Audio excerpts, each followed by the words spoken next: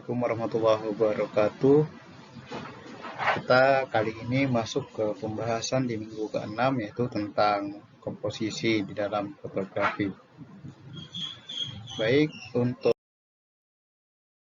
outline pembahasan pada minggu ini yaitu terkait dengan apa itu komposisi, lalu yang kedua bagaimana penempatan elemen visual dalam fotografi, lalu apa saja elemen visual yang sering digunakan pada saat kita motret ya. Oke.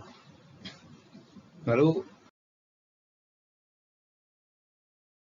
di sini kita akan membahas tentang pengertian komposisi itu menurut KBBI adalah secara umum itu susunan ya.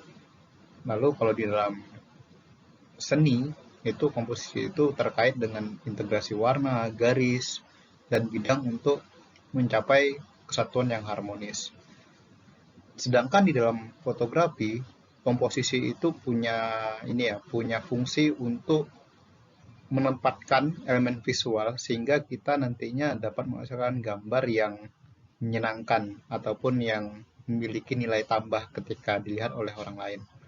Sehingga tentunya foto dengan komposisi yang baik itu akan lebih mudah memberikan ketertarikan bagi orang lain ketika dia melihat foto tersebut dibandingkan foto biasa yang tidak memiliki komposisi yang baik seperti itu ya. Oke, nah kita masuk ke bahasan pertama yaitu penempatan elemen visual. Di sini nanti kita akan bahas tentang simplicity, lalu penempatan elemen visual yaitu terkait dengan rule of third dan the golden ratio.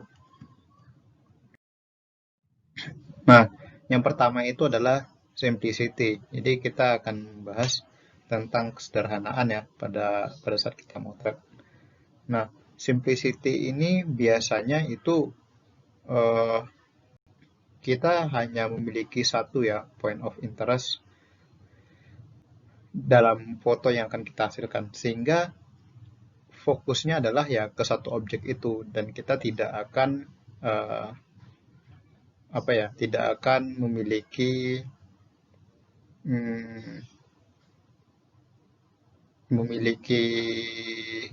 gangguan pada saat kita melihat foto tersebut. Gangguannya maksudnya adalah ya kita akan terfokus ke objek utama ya, yang mana objek itu ya satu-satunya, makanya dia disebut dengan kesederhanaan gitu ya. Jadi di sini ada beberapa contoh foto yang teman-teman bisa lihat ya di dalam slide ini.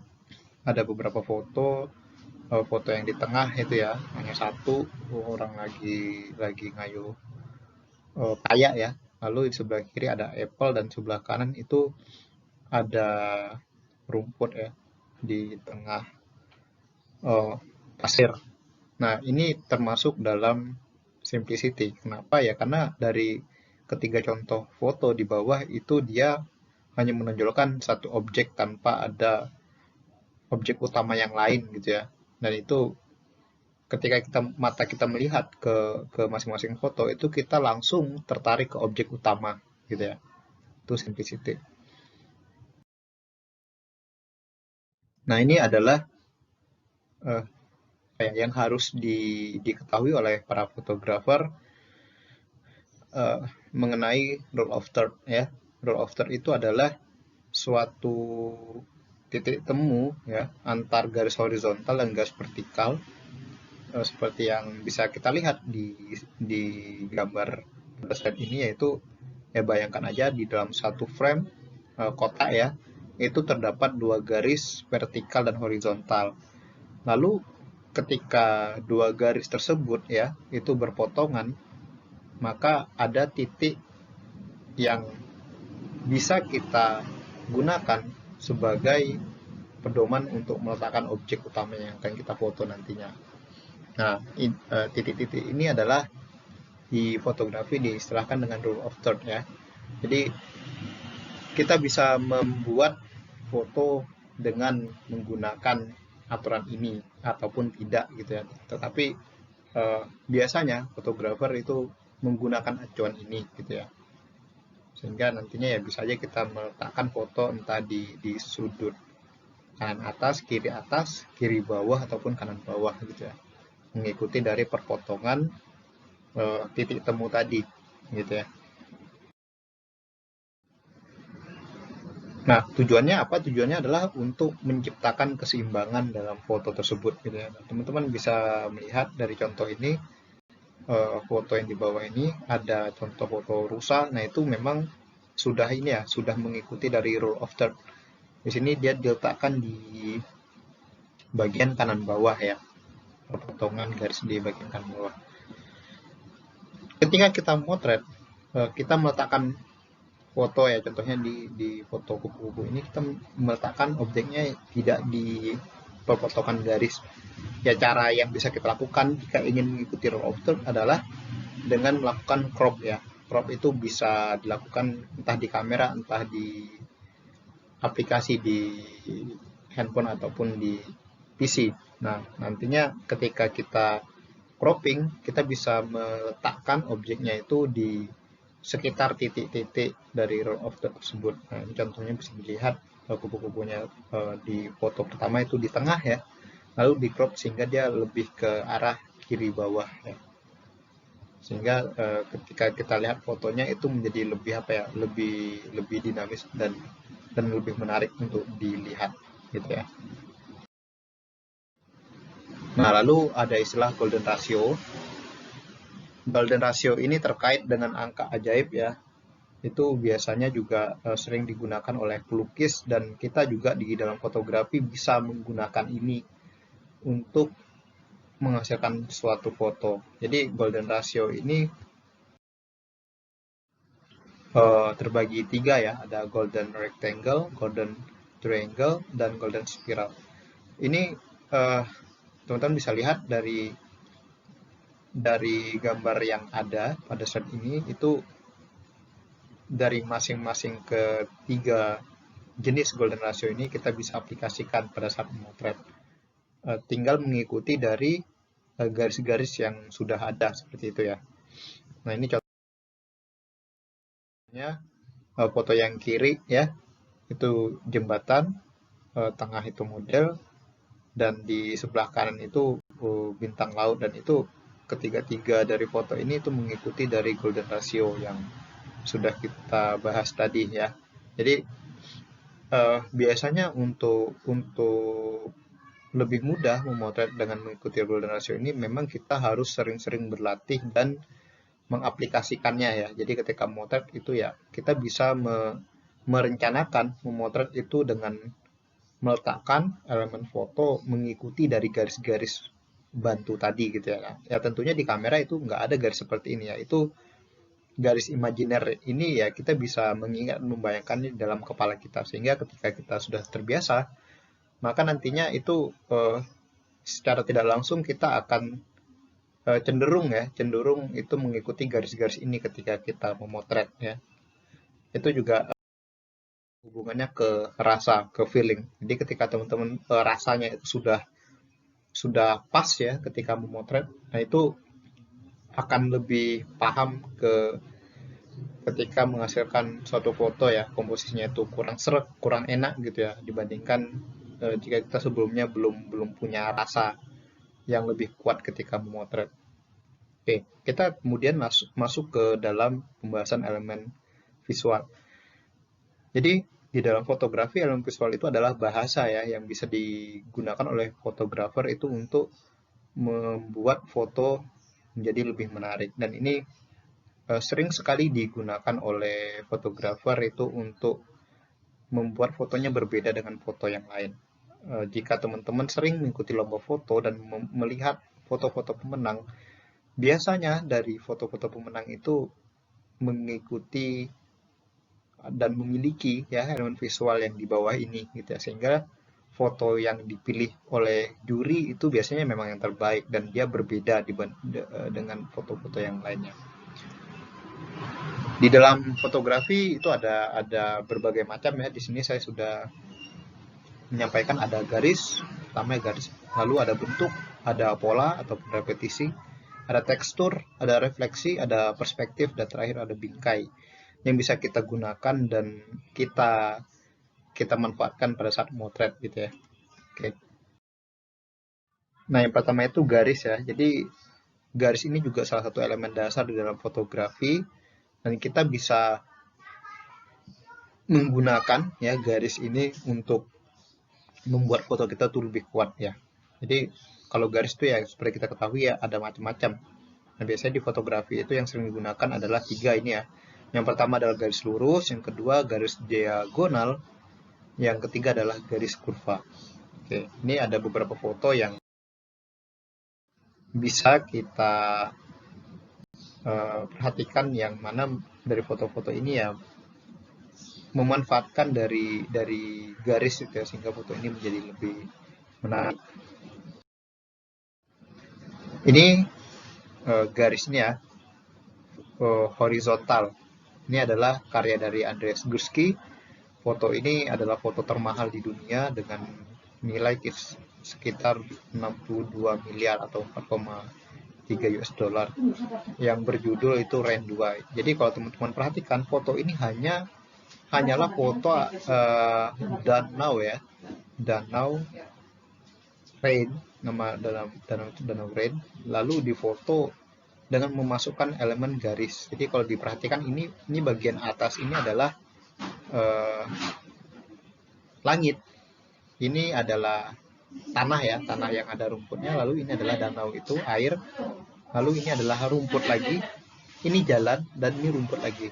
Ya seolah-olah dia apa ya, membentuk garis, padahal ini sebenarnya bukan garis ya. Ini adalah perpotongan antara langit dan tanah dan danau, atau air dan tanah lagi, tanah dan aspal jalan, lalu aspal dan rumput. Nah, jadi kita sebagai fotografer bisa menemukan itu ya, jika kita punya rasa dan punya insting yang kuat ketika memotret. Jadi ini salah satu contoh pemanfaatan garis ya dalam kita menghasilkan suatu foto. Nah, ini salah satu foto juga. Ini adalah garis diagonal ya. Diagonal itu adalah garis yang menghubungkan antara satu titik yang berseberangan dengan titik lainnya. Di sini teman-teman bisa lihat garis ini ya. Ini adalah foto sawah ya. Ini teman-teman bisa lihat ada garis di sini ya, garis dari padi ini bentuk diagonal ya. Nah, ini yang bisa kita gunakan untuk membuat foto kita itu menjadi lebih lebih menarik seperti itu. Lalu selanjutnya, nah ini juga salah satu contoh foto dengan ini kurva ya, kurva. Ini teman-teman bisa lihat di sini ada jalan dengan ini ya, dengan bentuk kurva melingkar seperti ini. Lalu ini pohon dengan kurva seperti ini.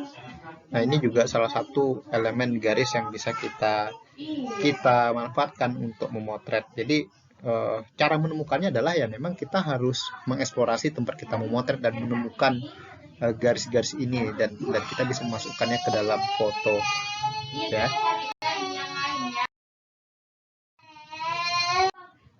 Oke, selanjutnya adalah ini masih kurva ya, teman-teman bisa lihat lagi garis-garis ini ya. Ini sangat menyenangkan untuk dilihat gitu ya. Belokan-belokan garis seperti ini ya, lalu ada tangga.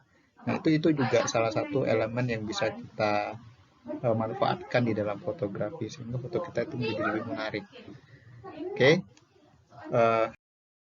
Nah, selanjutnya itu adalah bentuk. Nah, bentuk ini adalah komposisi yang bisa kita gunakan itu menyerupai suatu bentuk ya. Jadi bentuk ini ya macam-macam, ada segitiga, kotak, elips, dan lain sebagainya. Ini beberapa bentuk ya, bentuk yang bisa kita adaptasi di dalam fotografi. Di sini seperti manfaatkan bentuk segitiga ya, Lalu untuk tangan di model ini ya, ini juga bentuk segitiga. Lalu yang lain ini daun ya, seperti bulat. Lalu kita bisa melihat ini foto bangunan dengan elemen kotak seperti ini ya. Nah, itu juga membuat foto kita punya komposisi yang lebih menarik dengan memanfaatkan bentuk ini. Oke, selanjutnya adalah pola. Pola ini adalah sesuatu yang berulang ya, berulang, dan dia itu beraturan. Jadi teman-teman bisa lihat ya, di bawah ini adalah foto pola dari bangku, lalu pola dari suatu meja dan bangku di restoran. Biasanya pola itu menjadi menarik ketika ada di poinnya itu ada yang berbeda gitu ya. Jadi di satu foto itu semuanya bagus, lalu tiba-tiba di satu bagian itu dia beda sendiri. Nah, contohnya ini ada orang ya. Nah, dia yang akan menjadi point of interest-nya. Nah, di sini juga ada orang yang duduk sendiri. Nah, itu juga bisa menjadi point of interest dan digabungkan dengan pola yang kita jumpai pada saat memotret. Nah, ini juga salah satu foto yang saya hasilkan ya. Ini foto kapal, ini jendela kapal, termasuk juga salah satu pola ya. Teman-teman bisa lihat pola dari yang mana? Dari jendela tentunya ya. Jendela ini membentuk satu bentuk juga ya, komposisi bentuk, lalu dia berulang, dan di sini dihias dengan berbagai macam penumpang yang ada di jendela tersebut. Oke. Selanjutnya adalah tekstur. Nah, tekstur ini adalah biasanya itu terkait dengan permukaan ya, entah itu pada kulit, entah itu pada tumbuhan dan lain sebagainya, entah itu pada tanah gitu, pada dinding. Nah, biasanya juga foto dengan tekstur ini foto yang terkait dengan simplicity dan juga sesuatu yang menekankan pada objek yang lebih dekat gitu ya. Contohnya seperti ini detail pada mata zebra ya, kita bisa melihat tekstur dari kulitnya, dari bola matanya, dari bulu matanya gitu ya. Lalu di samping ini adalah tekstur yang ada pada tumbuh-tumbuhan ya, pada daun, dan juga biasanya tekstur ini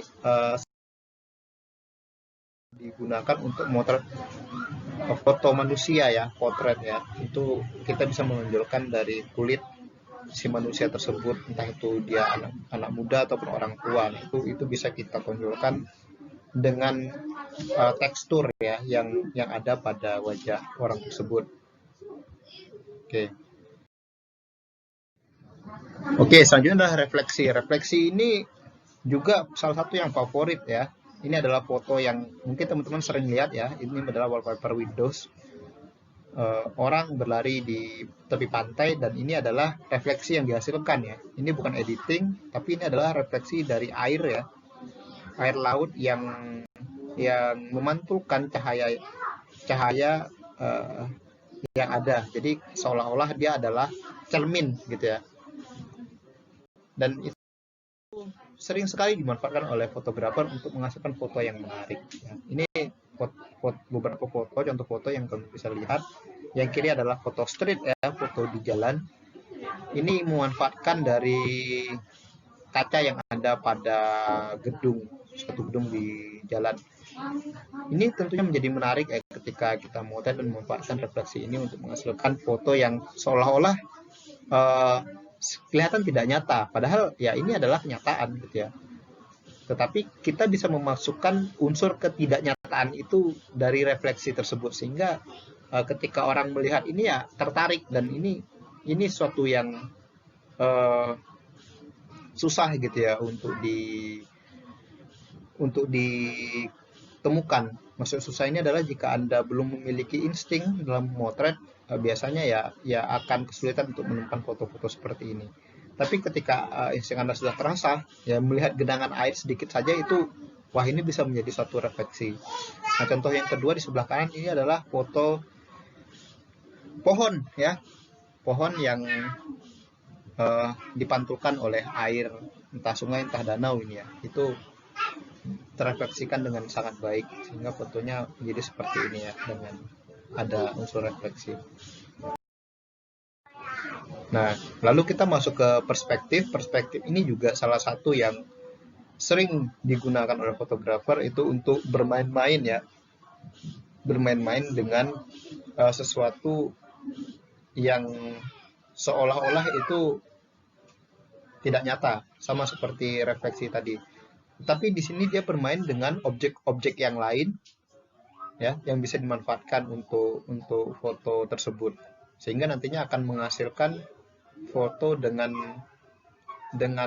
maksud dan arti yang berbeda gitu ya. Nah, ini ada 3 contoh. Seperti foto pertama sebelah kiri itu memanfaatkan mata ikan ya, digabungkan dengan wajah manusia, seolah-olah ini adalah mata manusia.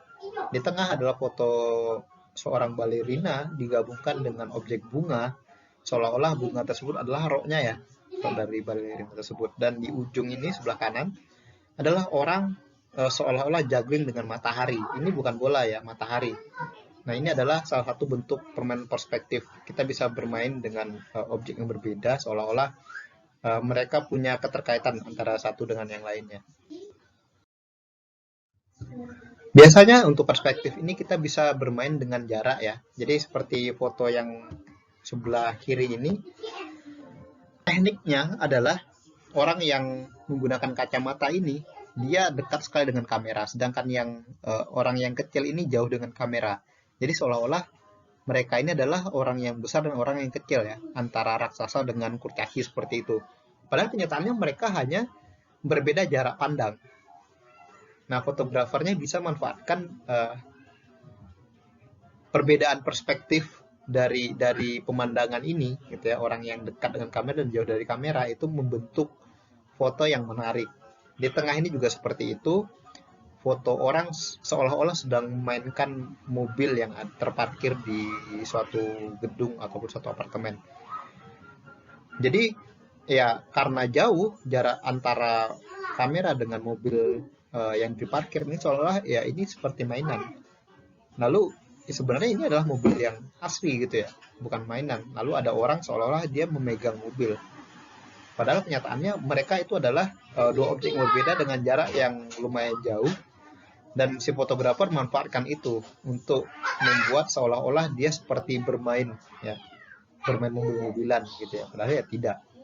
Lalu yang sebelah kanan ini orang seolah-olah dia lagi lompat naik balon gitu ya, megang balon, sorry. Padahal kenyataannya dia adalah sedang berbaring ya, berbaring, dan fotografer itu motret dari high angle, dari atas, sehingga seolah-olah dia terbang di atas di atas gedung. Padahal kenyataannya tidak, dia sedang berbaring gitu ya. Ini juga salah satu perspektif yang bisa dimainkan, yaitu dengan melakukan rotasi ya, kamera dirotasi sehingga seolah-olah ya dia melawan gravitasi objek-objek ini, padahal kenyataannya tidak. Yang sebelah kanan itu dia lagi berbaring, sama di tengah juga, sedangkan yang sebelah kiri itu dia seperti menahan ya, menahan bukan ini ya, dia bukan berdiri membelakangi air, tapi dia itu seperti berbaring dan memegang ke kayu yang ada di situ. Nah, seolah-olah kita dimainkan oleh si fotografer dan melihat ini suatu ketidaknyataan. Padahal ini nyata, tetapi dia mengubah perspektif kita yang melihat seolah-olah ini kenyataan gitu ya. Oke, nah ini adalah bingkai ya. Bingkai juga salah satu elemen komposisi yang bisa membuat foto menjadi lebih indah dan lebih menarik. Itu kita bisa memanfaatkan seperti foto yang di kanan itu dengan memanfaatkan ini ya, gerbang ataupun suatu pintu, lalu ada objek di belakangnya. Nah, itu kita bisa membuat suatu bingkai. Sedangkan di sini sebelah kanan itu adalah rumah, pemandangan rumah, dan ada bingkai pohon di sini ya. Nah, ini yang membuat foto ini menjadi lebih menarik karena ada bingkai yang menyertai dari foto tersebut. Ini juga salah satu foto yang memanfaatkan bingkai ya. Di samping kiri ini adalah foto pantai itu dengan bingkai batu karang yang bolong gitu ya, sehingga menjadi melihat foto ini menjadi lebih ada dimensinya. Sedangkan di samping kanan ini adalah foto dengan pemandangan kota tetapi memasukkan jendela ya, sehingga seolah-olah kita berada dalam 3 dimensi ketika melihat foto ini. Nah, ini juga bingkai dengan memasukkan elemen bunga dan pohon ya, lalu meletakkan objek-objek utama di antara bingkai ini, sehingga foto yang dilihat ini adalah menjadi lebih menarik. Nah, ini yang sebelah kiri ini malahan lebih dari satu ini ya, elemen visual yang ada di sini. Selain bingkai, di sini ada apa? Di sini juga ada refleksi yang dimasukkan. Nah, biasanya dalam fotografi ya itu sah-sah aja kita memasukkan beberapa elemen visual untuk memperkuat foto kita, sehingga foto yang dihasilkan itu menjadi lebih menarik ya, dibandingkan kita tidak memanfaatkan elemen-elemen ini. Jadi pesan saya adalah teman-teman bisa berlatih dan menemukan elemen-elemen visual tersebut, sehingga nantinya foto yang dihasilkan itu akan berbeda dan menjadi punya nilai yang lebih baik dan lebih indah tentunya ketika kita memasukkan elemen-elemen itu ke dalam foto yang kita hasilkan. Baik, kira-kira cukup sampai di sini untuk materi komposisi di pertemuan kita kali ini. Terima kasih atas perhatiannya. Sampai jumpa di minggu depan. Assalamualaikum warahmatullahi wabarakatuh.